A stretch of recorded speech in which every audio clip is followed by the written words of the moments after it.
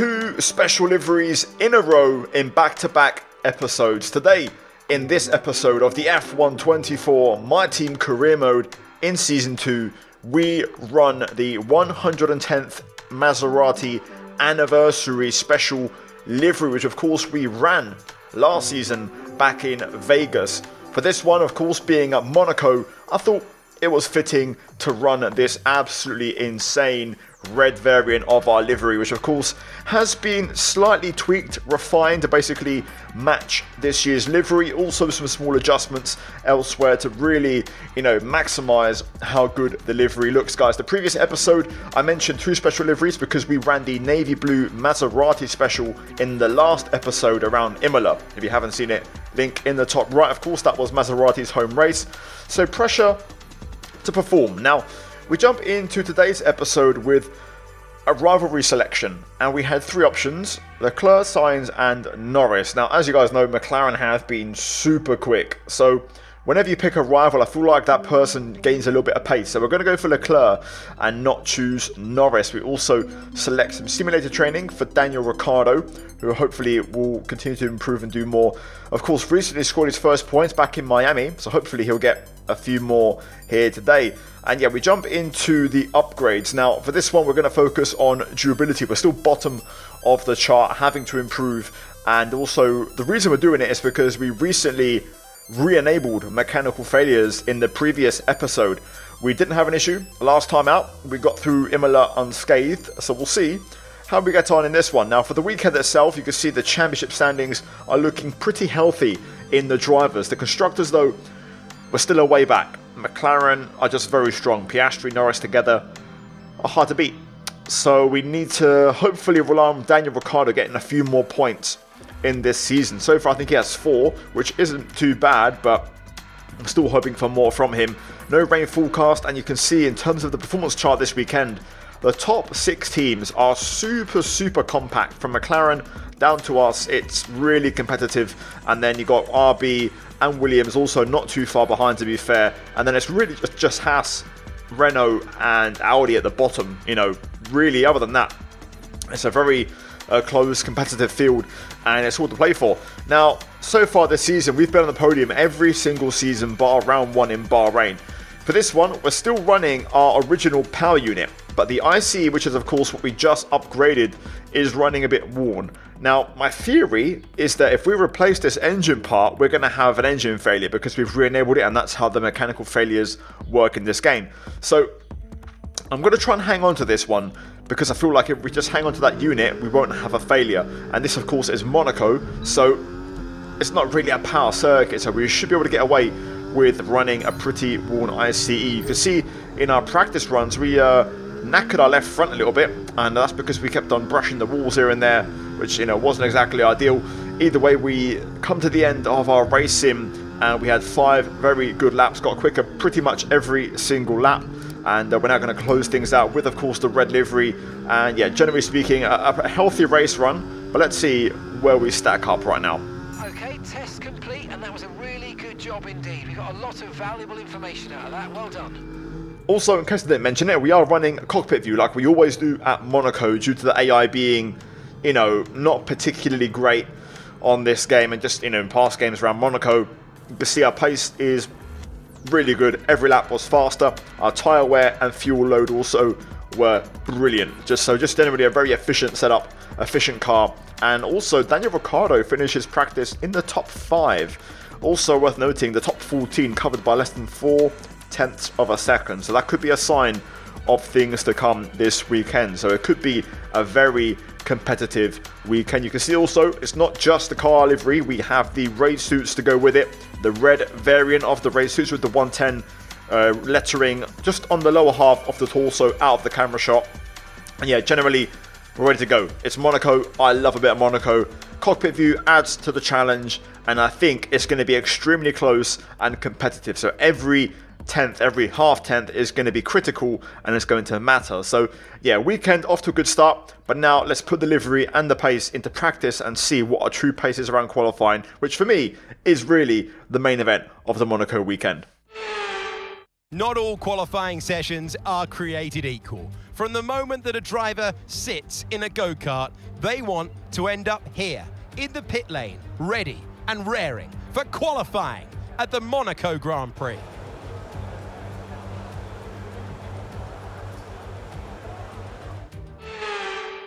Now, we begin with our first lap of the day. Now, as always, we run this kind of multi-lap method, of course, on our runs, especially at Monaco, because even with 5 kilos of fuel, you are going to be well overweight, so you're going to have fuel in the reserve. Now, for this first lap, we actually had a bit of a scruffy one, especially the Nouvelle Chicane. We ran it in a bit deep. So now, looking to try and finish a lap, we hit the wall at the inside of La Rascasse as well. So a bit of a scruffy one here to start out the qualifying session. Over the line, we remain at the bottom of the table of those who have set a time, a 1:08.988. Our engine is a little bit more worn, of course, but we've still got a bit of mileage left on the clock as we then went for a cool-off lap. Then another push attempt on that same set of tyres, that same run. You can see we're now 0.3 up, making our way into Tabac. Better Nouvelle Chicane gives us a better run, and now we're just carrying that momentum all the way through the swimming pool complex. And now we brush the wall on the way out as we head into La Rascasse. We avoid the barrier on the inside, and just like that, automatically we find a chunk of time, and we're going to be just under 3/4 of a second up as we move into the top 13, which is a decent improvement, but still not anywhere near the top 10. However, things got interesting when I got back to the garage. Ricardo's 18th, 0.8 off. He's actually 2.5 tenths behind me, and I'm only 5.5 off of P1. So the field is indeed very tight, as I predicted in practice. So yeah, we're going to go again. Now, on my out lap, we had Perez, who was on an in lap, and we kind of exchanged blue flag pleasantries on this one. But I realized he was boxing, so I just cracked on because I didn't want to lose tyre temp. So yeah, we're going to make our way through the final part of the lap, and now just setting up the final couple of corners here. I just get rammed in the back by Perez, who completely breaks his left side of the wing, and not the best way for me to start my final attempt. I do a quick check for damages, and we're looking okay. So we're going to go full push here at Monaco for a hot lap, and we're going to see if we can go quicker. Now, turn 1 was excellent. We carried loads of speed, got loads of inside curb, and also got a good exit. Up the hill towards Massenet, clipped the first apex, clipped the second one, and then the third, which is Casino, the right-hander, 0.3 up. Absolutely insane first sector. Super deep into Mirabeau, but crucially getting the rotation and carrying the speed. Same goes for the Lowe's hairpin. A little bit wide there, losing about 0.5 tenth. I didn't really get the inside curb, but we're just carrying speed everywhere on this run. Through Portier, we find another 10th, and in the tunnel, we are 6 tenths up, and you saw the gap before. We are currently provisionally on for pole. Into the Nouvelle Chicane, we throw the car in. Not La Rascasse, that comes up later, but we found so much on this lap. We throw it in again through to back, and we're purple in the middle. This is a fully committed lap as we bash over the curbs, hit the wall, now into La Rascasse. Second gear, avoid the inside barrier. We're using every bit of the track and some of the walls as we make our way up to the line, and it's going to be a 1 second improvement to move to the top of the table, 107.3, and out of nowhere, it's a statement lap. Now, with 30 seconds left on the clock, we still had fuel, tyres, and a chance for another run. Now the AI are currently on their laps, so we need to respond in case others do improve. So, one more attempt. Let's see how we get on.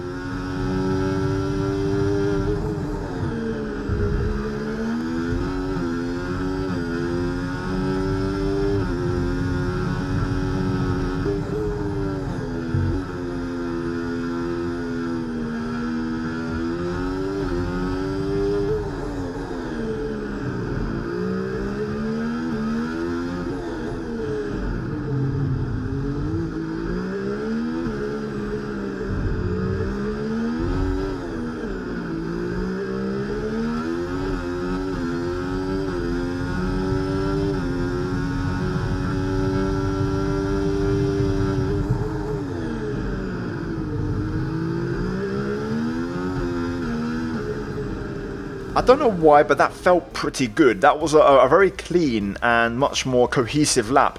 But, you know, it just wasn't quick. The one before, which was enough for pole, by the way, we was just super aggressive, just throwing the car everywhere. and we were just getting the lap time out of it. But I tried to do a cleaner lap, and it didn't really work. So there's your lot for qualifying. Ricciardo finishes 10th, which is also good to see. We needed that lap because we actually managed to beat Sainz, which is quite surprising. He's been very quick. Leclerc, our new rival, in P4. So yeah, generally good lap. Crucially, Lando is only P7, so that's massive for the Drivers' Championship. So yeah, we wrap up qualifying with a good performance. You can see we take an early lead in the rivalry versus Leclerc, so good stuff all round. And it's a good return to form for the red suit with the 110th anniversary around Monaco. Now the big question is, can we convert to a win? We should be able to, overtaking stuff, but let's get into it and let's find out.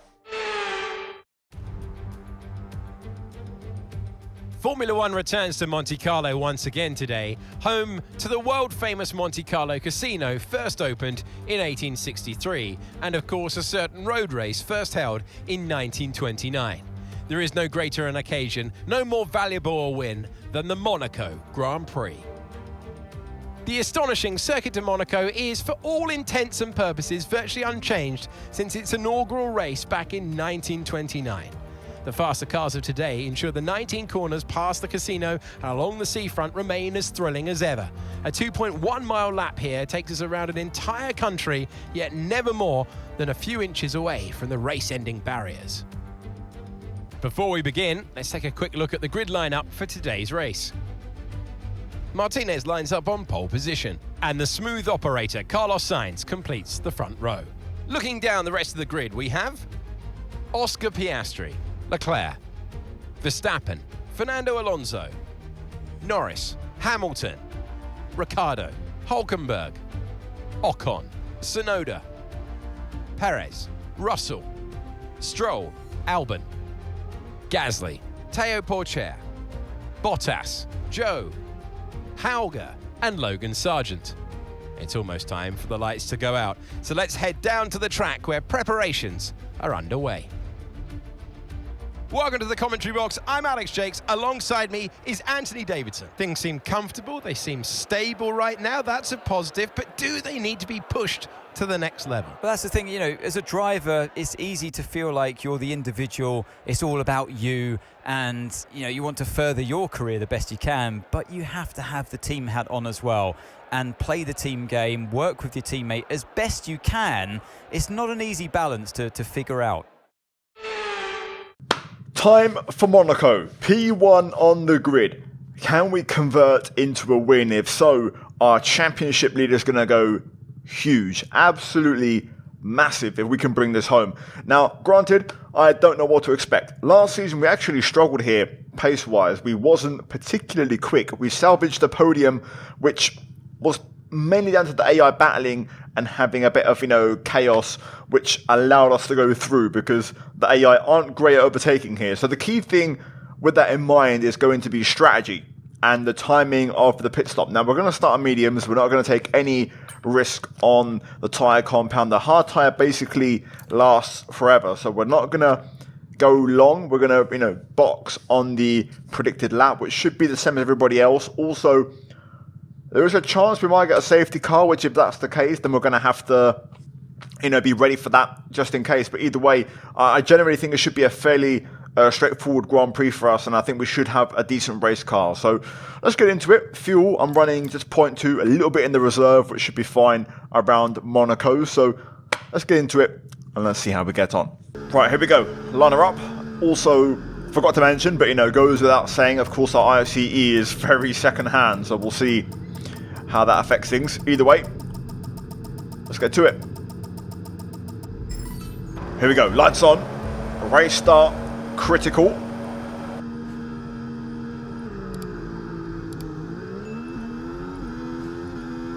Good launch.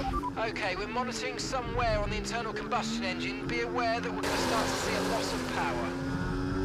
Piastri sign side by side behind, but crucially we hold on to our lead, which is what we had to do.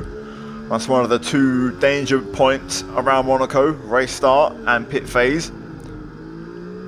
Sainz Piastri are still side by side here, so we're going to get a chance early on to establish a bit of a gap. They're still side by side, so we're just going to start opening up this gap a little bit.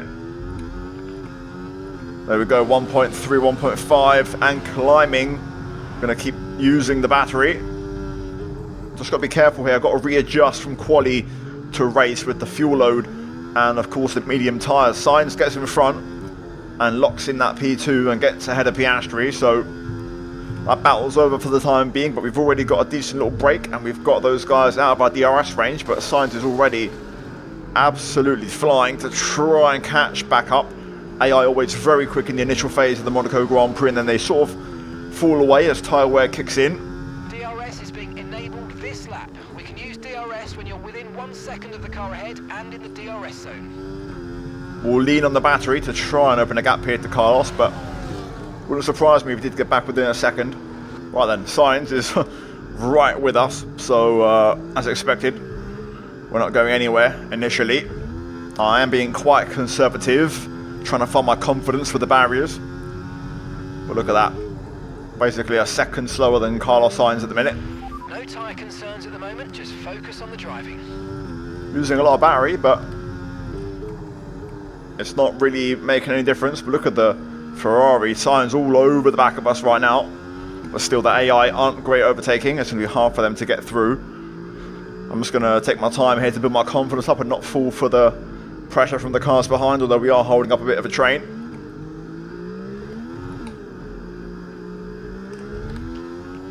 First brush with the wall there on the entrance to the last corner. You can see the front left tyre wear because of it. Just got to try and watch out for those wall brushes.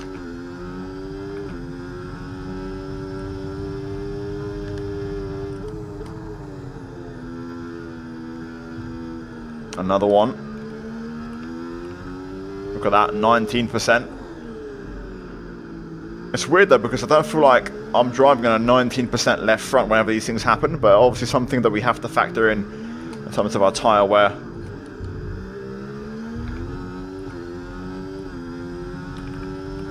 Wow, another one. I thought I felt something. Couldn't tell if it was a bump in the road or the wall, but we are knocking our front left like crazy.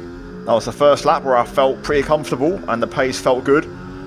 8/10 up, gap to Sainz, stretching there, purple sector 3. Finally now starting to find a bit of confidence with the car. Another little hit there, a few more percent added on. Got to try and watch out for that. Oh, this time on the right side. I am starting to push though. Purple middle. Pace looking pretty healthy now. Just that initial phase where the AI are really rapid. Still brushing walls, but there's no risk of, you know, damage or anything. But again, keeping the pace up, this is good. Just trying to now stretch the field a little bit. Just brushing and hitting every single wall, man. If there was like sidewall texture damage, we'd have just 4 black tyres with no yellow marks on the outside. Gap just over a second now to Carlos. Again, as I predicted, the AI seemed to struggle with tyre wear.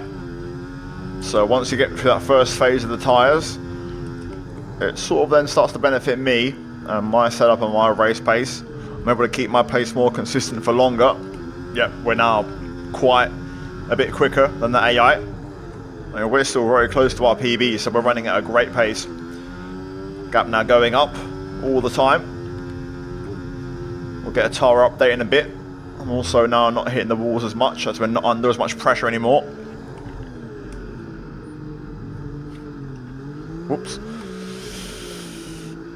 Right rear there, clipping the inside barrier. A little bit too much angle on the steering wheel input. There's our tyre wear rates right now. So front left basically 50% after 12 laps, but I don't think the tyre wear is linear. I think when you hit the walls, you don't get any tyre wear. Basically, you have to let it catch up. Whatever the natural percent would have been, until it catches up, it doesn't really go up.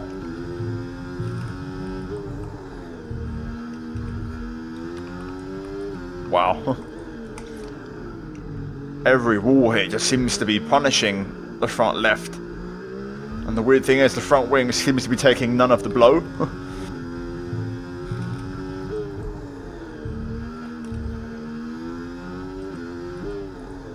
Right, well that wall hit is just giving us over 60% left front.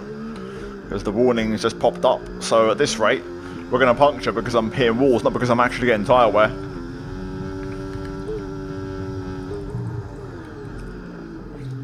Oh my god. Woo. Rear locking. Oh, scary. Sideways into the Nouvelle chicane is not the way you want to be doing it. Might have to move the brake bus up a little bit, just to be safe. Also hit the wall again there whenever I go through the swimming pool. Also, when I go quiet, I can focus a bit more, but obviously when I'm chatting, I'm making those little wall brushes, but they're all adding up. 66 left front. Box, we're coming in this lap. Good thing is, we're not going to puncture, we're going to arrive at our pit stop.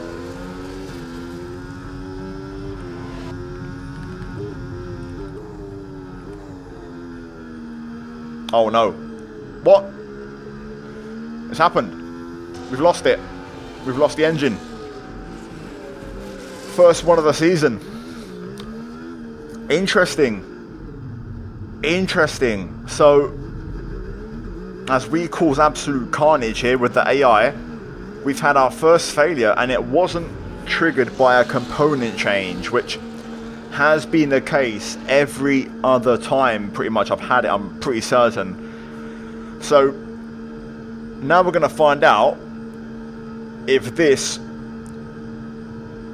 begins the chain reaction of constant engine failures, because when we get one, you're forced to change a component. So now when we replace whatever failed, are we going to start failing every race?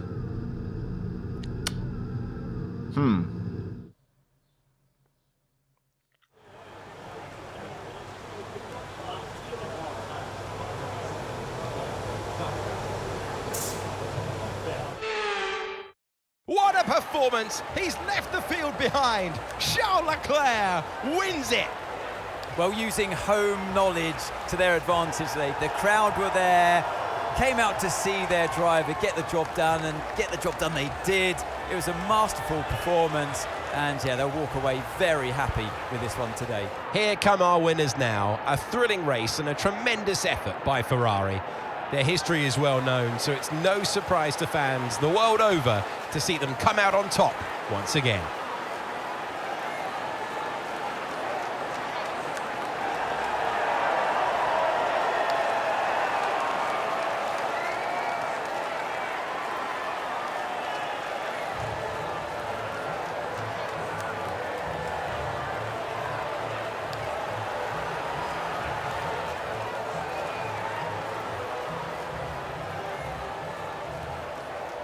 Now then, this is interesting. Leclerc, who of course we just picked as our rival, has won. Sainz and Hamilton round up your podium, but crucially, neither Piastri or Norris are there to pick up the pieces from my DNF. And to be fair, we get away with that one pretty lightly. Verstappen down in 9th, Ricciardo once again in the points. Let's quickly confirm my DNF at the bottom. I was the sole retirement from that race, which does mean in the standings, we still have a comfortable lead, 45 points over Oscar Piastri, 55 over Lando Norris. If this failure and now us changing a component is going to basically begin a chain reaction of consecutive DNFs, we can afford to at least lose 2 races entirely, and we'd be on level terms heading into almost a halfway stage of the season. So I'm not super concerned. We'll see what happens. Further down, Ricciardo now with 5 points up to P15. If he could score a couple more, he'd be P13, which is not too bad. So in the constructors, McLaren don't really pull away too much, but there is still a deficit. Mercedes now equal on points with us, but we're ahead on camp back due to more wins, of course. Ferrari right there as well, only 11 points behind. So yeah, generally speaking, not a bad day in the office, but definitely a bit of a suboptimal one, but I'm not gonna cry foul to the wolf. It's okay, it's all good. We're gonna be fine, and we can keep moving forward. We're gonna have a few of these again. The AI might have more as well. We're gonna see how the season develops. I'm going to allow myself 1, maybe 2 more DNFs if this does begin a chain reaction, to see what we do in terms of turning failures off or on again. But yeah, in the meantime, guys, on screen now you're going to have the post-race fallout. Now, we should have a pretty hefty penalty in both rivalry, also sponsor payouts, and just targets to hit. So we're going to be losing out everywhere here in terms of, our post-race goals. So not sure you know, what the reality is, but it's not going to look too great. Either way, we go to the next race, guys, which I believe is the Spanish Grand Prix, and we'll try and bounce back in that one. In the meantime, I'd appreciate a like, subscribe for more daily F1 content, and I'll see you guys in my next episode very soon. As always, a massive shout out to my channel members for supporting all the videos. Also, guys, check out the 2 videos on screen if you haven't seen them already, and I'll see you in my next one very, very soon. Until then, take care, and let's go bye from me.